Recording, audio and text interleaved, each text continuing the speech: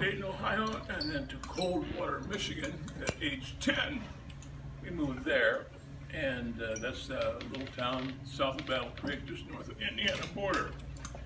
I actually was a boy soprano for a long time until my voice changed, and then I couldn't squeak anything. There was no barbershop chapter in town, but there was a Sudan line chapter. So as a freshman, I tried out for the high school choir for the next year.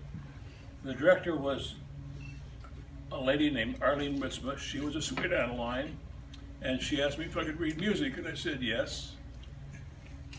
And so she pulled out this barbershop harmony book. I don't know, it was book 2 or 3, and then there was Hello My Baby. So she said, here, I'll play the melody line and you sing on the bottom scale with the notes that go up. Okay? So I did. Just like I've been singing in church forever. I always sing parts. I also made the varsity football team, which practiced at the same time that the choir rehearsed. So I told Arlene that I was going to play football. Well, she had had a barbershop quartet in high school that had just graduated their baritone. So she asked me if I'd like to sing baritone in this barbershop quartet in high school. I said, sure, it sounds like fun. And that's how I got started singing barbershop harmony. After graduation from high school, I went to the University of Wyoming in Laramie, Wyoming, on a football scholarship. I came back to Coldwater and went to school. I figured I wasn't going to be big enough to go pro, so I decided to go back and get an education. I went to Tri-State University in Indiana, graduated with your degrees in civil engineering and engineering administration. I was walking down the street one day and Wayne Filler stopped me on the street. Wayne Filler owned the local music store. And he said, didn't you sing barbershop in high school? I said, yeah. I said, well, we formed a barbershop harmony chapter here in Coldwater. Why don't you come on down and take a look at it? So I walked down the steps at this doctor's house. We only had like 20 guys, and they were all in the basement. And they were singing Rose of Tralee. I remember that very, very distinctly. 6 months later, the director had to resign because he had to do a lot of traveling. And so they said, Doug, you've got more barbershop experience than the rest of us. Why don't you be the director? I'm 19 years old, right? And I'm teaching lawyers and doctors and all that other kind of stuff. So I tried it, and I thought I had 3 arms on both sides of my body, had no idea what to do with any one of the 6 that I had, okay? Fortunately, there was a director's school that came up in Lansing, Michigan, taught by Rudy Hart and Floyd Conant. Those of you who've been around a while know those names. They were really great. Well, they kind of took me under their wing and taught me how to use my arms, and that was a whole lot better. After college, I went to work for Libby Owens Ford Glass Company, assigned to Chicago, found the South Cook chapter. 6 months after I joined that chapter, the director got transferred to Philadelphia. We worked for GE, and I became the director then of the South Cook chapter for a while. There were some members in that chapter, Fran, Larry, and Greg Wright, and Dave Brady. And they were, Fran was the father of the 2 Wright boys, and Dave Brady was a classmate. So they entered a contest. I think it came in last, or next to last in the contest. I don't remember what their name was. Anyway, I got to sing with them a little bit, and Fran said, Doug, why don't you sing with these guys? I can't keep up. And that's how the Sundowners were formed, okay, through the chapter. So Larry and Greg and Dave Brady, we actually formed in 1964. We won our district contest in 1965, and then we were 5th place in international competition in 1966 in our first try. Wow.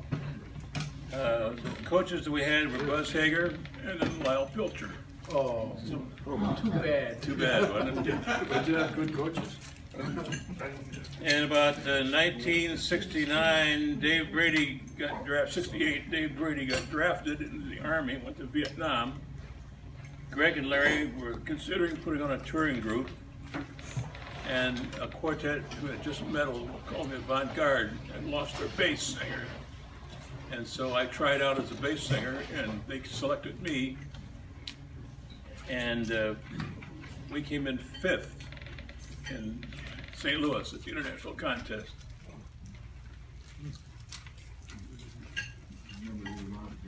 So, Avant-Garde was Dick Reed tenor, Joe Warren lead, who was singing The Imposters for some of you guys who've been around a while. Joe Sullivan, who was the original lead of the Renegades. And then later when Dave Brady came back, Joe Sullivan had to retire from the quartet, so Dave Brady came back and joined Avant-Garde, and I moved from bass to baritone. One of the funniest stories about that was the Avant-Garde was singing a show in Boston, and we'd been up pretty late, and so the morning, Sunday morning, to go home on a plane, Dave Brady stopped in the lobster pool to buy some lobsters to take home so his mother could fix him some lobsters.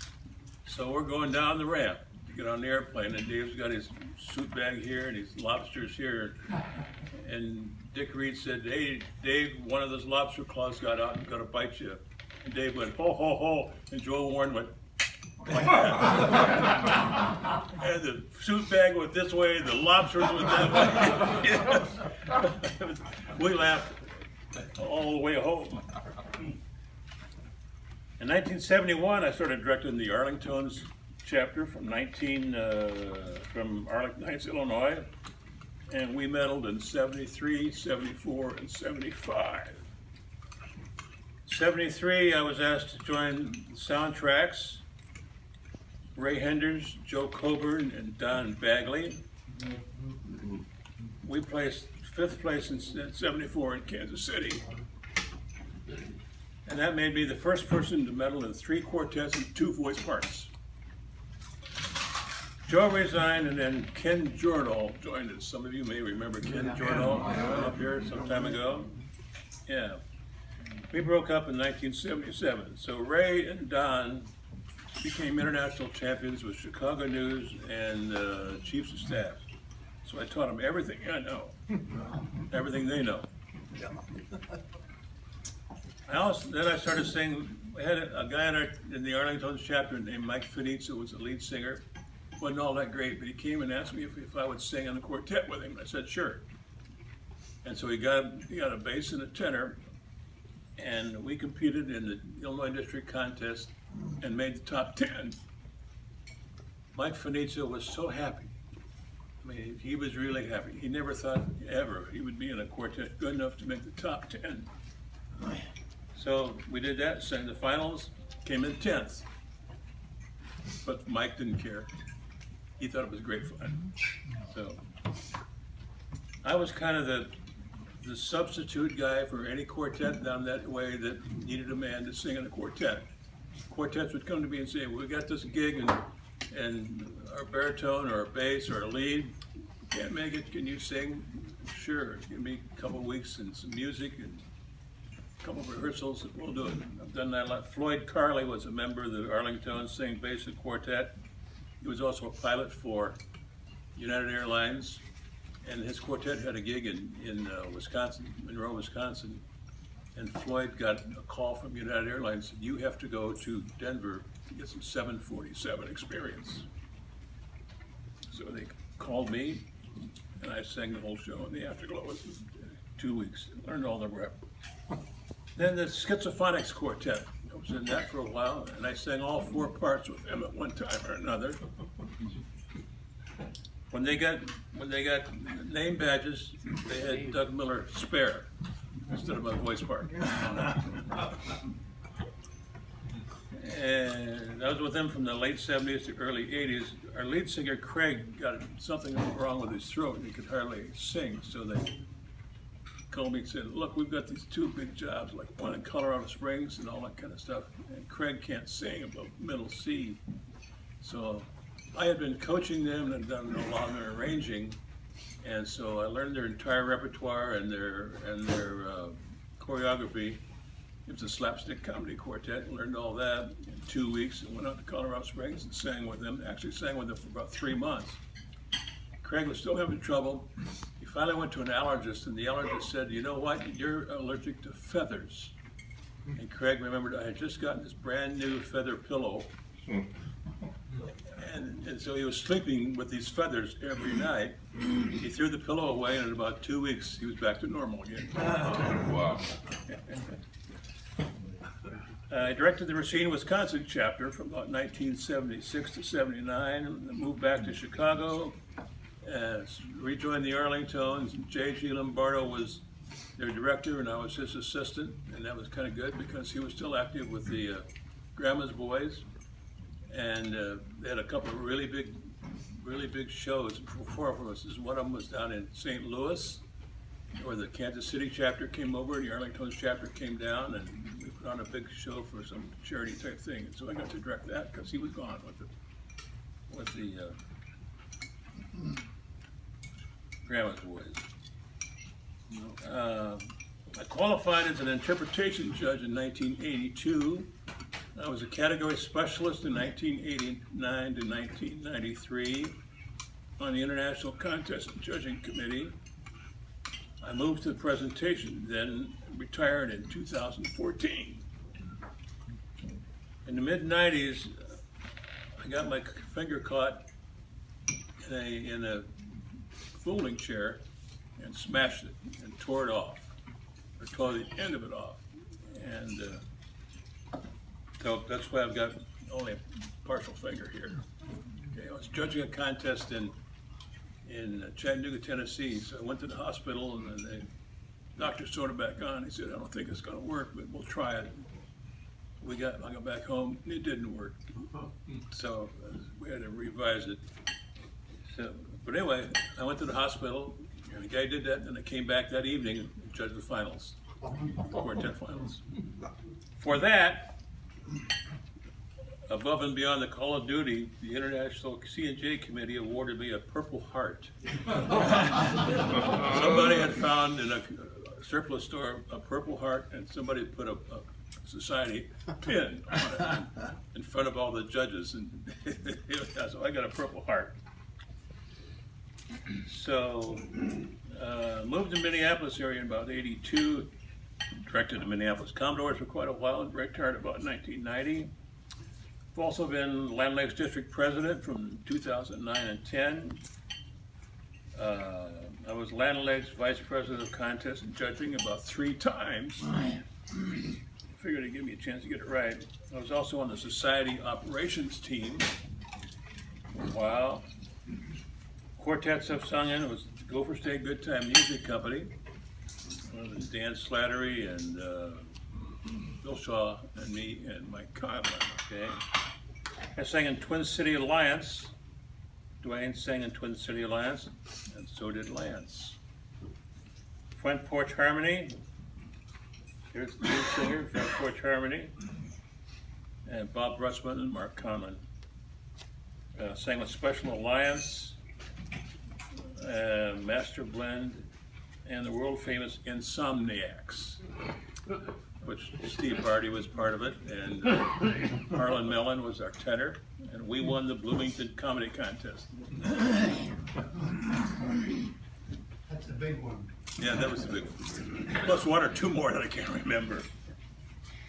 In about 1983, I think it was, the Sweet Adelines had a contest in Hawaii, and a bunch of barbershoppers went over there. So after the contest, my wife and I went to Maui to spend some time with Mark Collin in Atlanta. Went down to a little get-together and found a whole bunch of other barbershoppers and Sweet Adelines were there. So for some reason, I had thrown some 8-part music in my briefcase. So the Conlons and the Millers invited the Johnsons and the Shaws over to our place for cocktails and a little bit of hors d'oeuvre, that type of thing, and I pulled out this music and I said, here, let's give this a try. So we had 8-part music. It wasn't all that great, but it did have, we thought it had some potential. So we formed a group that Mark named us the Better Half. And Lance was in that group, and the Shaws and the Millers and the Commons. So we sang like that for 3 or 4 years. And we decided to add some more people. So we had 3/4 of Twin City Alliance, so we asked Dwayne and Pat to join us. And then we had half of the brass ring quartet, so we asked the other 2 gals in the brass ring and their husbands to join it, and that's how Friends got started. And we had Friends for 21 years. And then other alumni of Friends, we've got right over there, Gary, yeah. Oh, Jake. Jake, you know, I was confused which way to tell him. So, and that was a great time. We had 21 years together, and finally, we were kind of like a lot of barbershop chapters. We didn't bring any young people in, right? So eventually, the old people got tired, and we decided not to continue anymore. So that was great. I was elected to Land Lakes District Barbershop of the Year in 1999. Hall of Fame in 2006. In 2006, some information surfaced on my desk. I'd been trying to find Arlene so I could thank her for what she did for me. You know, and I had my mother go to the school and find out. Well, I found out she married a guy named George Meiskens and was in Des Moines. So I was looking all around Des Moines. In fact, I remember Mike Rayberg sang in a tenor, sang in a quartet. Jackson. Yeah. Anyway, he was the head of the Iowa Bureau of Investigation lab down there. I had him trying to find George Meiskens. Couldn't find him. Anyway, finally, in 2006, I did a Google search on George Meiskens, and I got a hit. And the hit was at a church. And the church said, "We are pleased to welcome Reverend George Meiskens and his wife Arlene into our church." And it was some Dutch Reformed church over in Egan. And I said, "Geez, that's not too far from me." You know, so I got in the phone book and found him living in Bloomington. So I called and talked to Arlene and explained what she had done, you know, and all that. And I'd like to thank her, and could I come visit her? And so I got a chance to visit with Arlene. I took her some albums and all that type of thing, pictures, and thanked her for getting me started in the Barbershop Harmony 50 years ago. So I got a chance to thank the person that got me started 50 years after the fact, and I'm really proud of that. Currently singing the Great Northern Union, and I'm married to Connie. 1997 Sweet Adeline International Champion Quartet 4-star collection. I have learned in my job is to walk 4 paces behind and carry the luggage.